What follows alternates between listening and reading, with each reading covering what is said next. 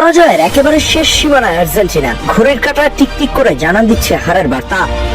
ঠিক তখনই অলৌকিক এক মুহূর্ত, বল জালে জড়িয়ে পুরো গ্যালারিকে স্তব্ধ করে দিলেন এক তরুণ। বলছিলাম স্টিফেন কিকে রামোসের কথা। আর্জেন্টিনাকে বাঁচালেন তিনি নিশ্চিত পরাজয়ের হাত থেকে। ইকুয়েডর অনূর্ধ্ব-17 দলের বিপক্ষে দ্বিতীয় প্রীতি ম্যাচে একসময় একেবারে কোণঠাসা হয়ে পড়েছিল আলবিসেলেস্তেরা। হারের দ্বারপ্রান্তে দাঁড়িয়ে যখন তরুণ আর্জেন্টাইনদের চোখ মুখে হতাশা স্পষ্ট, ঠিক তখনই স্টার্টিং একাদশে নামা কিকে রামোস আবির্ভূত হন দলের ত্রাতা হয়ে।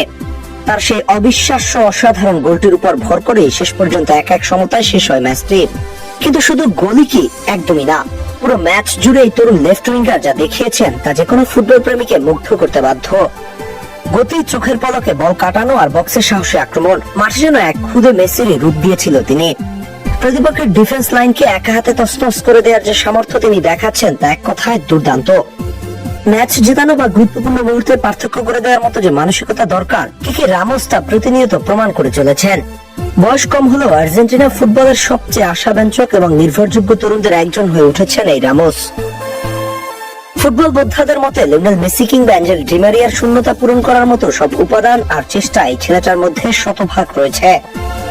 আর্জেন্টিনা ফুটবলের ভবিষ্যৎ নিয়ে যখনই আলোচনা হবে, স্টিফেন কিকে রামোসের নামটা যে সবার আগে থাকবে তা নিশ্চিত।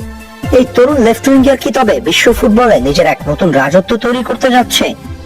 আপনার কি মনে হয় জানান কমেন্টে।